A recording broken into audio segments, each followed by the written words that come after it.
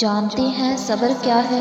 اللہ کے لیے اپنی سب سے قیمتی چیز کو قربان تک کر دینا اور اس پر صبر کرنا، مصیبت میں اپنے اللہ کا شکر ادا کرتے رہنا اور ثابت قدم رہنا، لوگوں کی باتوں کو ہنس کر برداشت کرنا بھی صبر ہے۔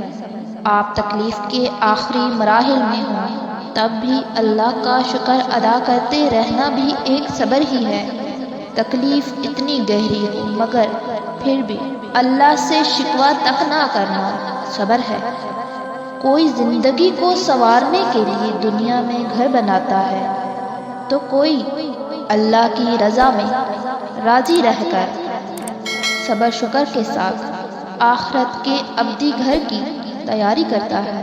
زندگی کسی کے لیے بھی آسان نہیں ہوتی تو اس کا مطلب یہ تو نہیں کہ انسان تھک ہار کر خود ہی مر جائے۔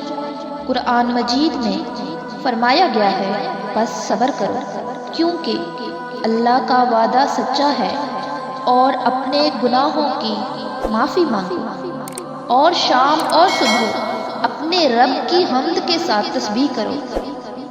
ایسی نیکی کسی کو نہیں دی جائے گی سوائے ان لوگوں کے جو صبر اور ضبط سے کام لیتے ہیں، سوائے سب سے بڑے خوش نصیب کے۔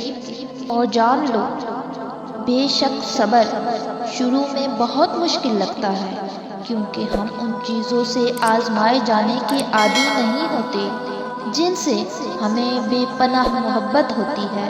تب ایسا لگتا ہے جیسے دعائیں بھی بے بس ہو گئی ہیں، لیکن پھر جیسے جیسے وقت گزرتا ہے ویسے ویسے چیزیں بدلنے لگتی ہیں، پھر آہستہ آہستہ مخالف حالات بھی ہمارے حق میں ہونے لگتے ہیں اور دعائیں بھی یکدم قبول ہونے لگتی ہیں۔ تب سمجھ آتی ہے کہ صبر تو بس اس راستے کا ایک حصہ تھا جو ہمیں ہماری پسندیدہ منزل تک واپس لے آیا ہے۔ ہم اجر کما تو سکتے ہیں لیکن اس اجر کے ملنے کا وقت صرف اللہ ہی طے کرتا ہے۔ صبر صرف امتحان ہوتا ہے، ایسا امتحان جس کے بعد سب کچھ آپ کو ویسے ہی واپس لوٹا دیا جاتا ہے جیسے آپ سے لیا گیا تھا۔ تو آپ اللہ کے لینے پر صبر کر لیں، اللہ آپ کو دینے پر راضی ہو جائے گا۔ اور جان لو تمہارا صبر ہی تمہاری سب سے بڑی طاقت ہے، صرف اس لیے کہ ابھی تک تمہیں منزل کا پتہ نہیں مل سکا۔ اس کا مطلب یہ تو نہیں کہ تم مایوس ہو کر چلنا ہی چھوڑ دو، صرف اس لیے کہ تم اب تک یہ جان نہیں سکے کہ تمہارے لیے کیا بہتر ہے اور کیا نہیں۔ اس کا مطلب یہ تو نہیں کہ تم دعا کے لیے ہاتھ اٹھانا بند کر دو۔ تم جس سے رابطہ رکھنا چاہتے تھے اس سے رابطہ نہیں رہا تو اس کا مطلب یہ تو نہیں کہ تم اللہ سے ہی رابطہ توڑ دو۔ امید انہی کے لیے ہے جو یقین رکھتے ہیں، اور مایوسی انہی کے لیے ہے جو انتظار نہیں کرتے۔ کیوں خود کو اتنا الجھا رکھا ہے؟ ساری طاقتیں تو تمہارے اپنے ہاتھ میں ہیں۔ دعا کے لیے ہاتھ اٹھاؤ اور پھر دیکھو کیا نہیں ہوتا۔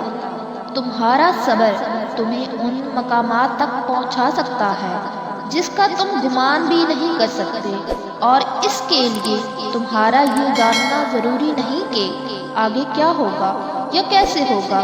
یہ کام تم اللہ پہ چھوڑ دو۔ تمہارا کام بس یقین رکھنا ہے۔ ممکن سے لے کر ناممکن تک، حاصل سے لے کر لا حاصل تک، روشنی اور معجزے تم میں چھپے ہوتے ہیں اور انہیں تم نے خود ہی ڈھونڈنا ہوتا ہے۔ اللہ کوئی بھی کہانی ادھوری نہیں رکھتا، بس انداز مختلف ہوتا ہے مگر وہ ہر قصے کو پورا کرتا ہے۔ کوئی بھی جگہ خالی ہمیشہ نہیں رہتی، اللہ اسے ہمیشہ کسی نہ کسی بہتر چیز سے بھر دیتا ہے۔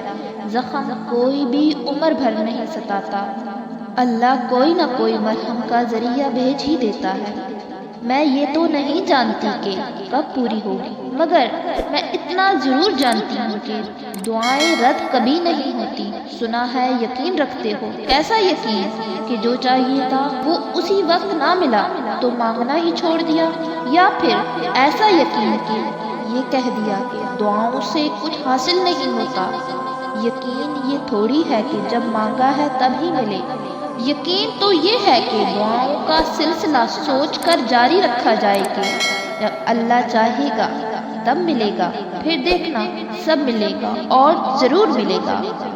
اور جان لیں زندگی آسان نہیں ہوتی اور یہ ہمیشہ مشکل بھی نہیں رہتی۔ اگر چاروں طرف مشکلیں ہوں تو پھر آسانیاں آسمان اور زمین ہوتی ہیں، آسمان سے آتی اور زمین پر نازل ہوتی ہیں۔ ہر وقت دل کو پریشان رکھنا، دل کو برباد کرنا ہوتا ہے۔ اس دل کو اپنے رب کے حوالے کر اسے اس کی رحمت کا یقین دیں۔ پریشان ہونا جائز ہے لیکن بے یقین ہونا جائز نہیں۔ دکھی ہوں لیکن صبر کو بھی یاد رکھیں اور جان لو اس بات کو کبھی بھی مت بولیں کہ اللہ آزمائش صرف برے لوگوں پہ ڈالتا ہے۔ اللہ اپنے محبوب بندے کو زیادہ آزمائشوں میں ڈالتا تاکہ جان سکے کہ اس کا محبوب بندہ کیا کرتا ہے۔ یاد رکھیں ہر رات اپنے ساتھ سویرا لے کر آتی ہے، ہر مشکل کے ساتھ آسانی ہے، تو اپنے اللہ کو یاد رکھیں اور اسی سے مانگیں، اس پر بھروسہ رکھیں، اس کے کن کا انتظار کیجیے، انشاءاللہ اللہ بہتر کرے گا۔ پیارے ویورز، اگر آپ کو ہماری یہ ویڈیو اچھی لگے تو لائکس اینڈ کامنٹ کر کے ضرور بتائیے گا، اور ساتھ ہی ہماری حوصلہ افزائی کے لیے چینل کو بھی ضرور سبسکرائب کر دیجیے گا۔